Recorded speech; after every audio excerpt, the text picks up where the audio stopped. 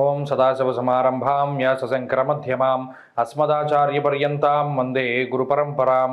జ్యోతిషశాస్త్రాన్ని భావితరాల వారికి ప్రసాదించిన ఋషుల యొక్క పాదపద్మాలకి నమస్కారం చేసుకుంటూ, అలాగే నాకు ఈ జ్యోతిష విద్యను నేర్పిన గురువర్యులు జ్యోతిష బ్రహ్మ కీర్తిశేషులు శ్రీ ఈరంకి సూర్యనారాయణమూర్తి గారు, సూర్యశ్రీ దైవజ్ఞ గారి యొక్క పాదపద్మాలకి నమస్కారం చేసుకుంటూ, ఓం శ్రీ మహాగణాధిపతి నమః, శ్రీ గురుభ్యో నమః, హరి ఓం. వీక్షకులందరికీ నమస్కారం.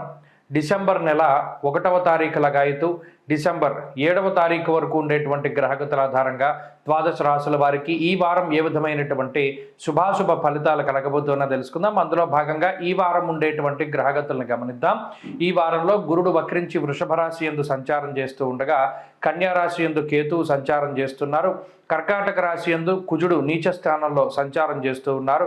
అలాగే వృశ్చిక రాశి యందు రవి, వక్రించినటువంటి బుధుడు ఇద్దరు సంచారం చేస్తూ ఉన్నారు. అలాగే మకరమందు శుక్రుడు, కుంభమందు శనేశ్వరుడు, మీనమందు రాహువు సంచరిస్తూ ఉండగా, చంద్రుని యొక్క సంచారము వృశ్చికము, ధనుస్సు, మకర రాశుల్లో ఈ వారం ఉండబోతూ ఉన్నది. ఇటువంటి పరిస్థితుల్లో ద్వాదశ రాశుల వారికి ఏ విధమైనటువంటి ఫలితాలు కలగబోతున్నా తెలుసుకుందాం. అందులో భాగంగా మొదటిది మేషరాశి. మేషరాశి వారికి ఈ వారం మిశ్రమమైనటువంటి గ్రహస్థితి గోచరిస్తూ ఉన్నది. ప్రత్యేకించి ఉన్నటువంటి గ్రహాలలో కేవలం శనేశ్వరుడి యొక్క అనుకూలత మాత్రమే ఈ వారంలో కనబడుతూ ఉన్నది. అయితే ప్రత్యేకించి వారాంతంలో చంద్రుని యొక్క అనుకూలతతో కలుపుకుంటే 2 గ్రహాలు అనుకూలంగా ఉన్నాయి. ఇక గురుడు వక్రించిన ప్రభావము, వ్యయరాహువు, అర్ధాష్టమ కుజుడు, అష్టమ రవి ఇవన్నీ కూడా కొంత ఇబ్బంది పెట్టేటువంటి గ్రహ సంపత్తిగా చూడవచ్చును.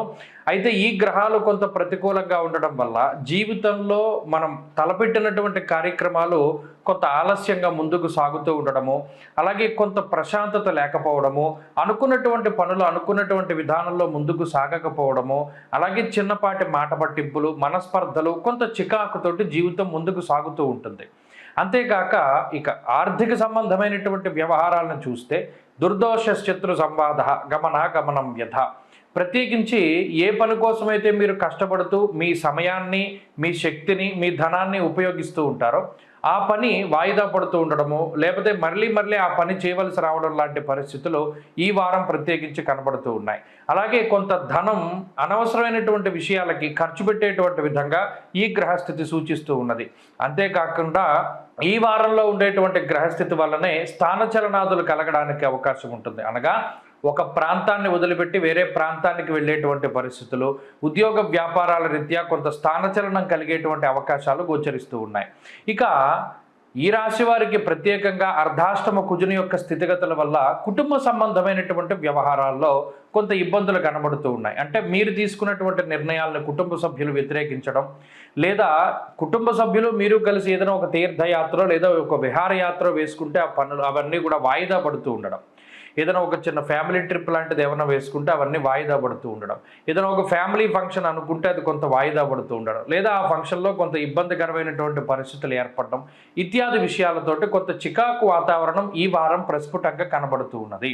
అయితే ఇందాక మనం మాట్లాడుకున్నటువంటి ఆర్థిక సంబంధమైనటువంటి ఇబ్బందులు, అనారోగ్యపరమైనటువంటి సమస్యల నుండి శనేశ్వరుడు కొంత కాపాడుతారు. అలాగే వారాంతంలో చంద్రుని యొక్క బలం కూడా ఉంటుంది కాబట్టి వారాంతంలో ఉండేటువంటి గ్రహస్థితి చాలా అనుకూలంగా ఉంటుంది మేషరాశి వారికి. ప్రత్యేకించి ఈ వారంలో మేషరాశి వారు మరింత అనుకూలమైనటువంటి ఫలితాలను సాధించడానికై సుబ్రహ్మణ్యేశ్వర స్వామి వారి యొక్క ఆరాధన చేస్తూ ఉండడం చెప్పదగినటువంటి సూచన. ఈ వారంలో కలిసి వచ్చేటువంటి రోజు శనివారంగా చెప్పవచ్చును. అదృష్ట సంఖ్య 2, అదృష్ట వర్ణము నీలము. తదుపరి వృషభ రాశి.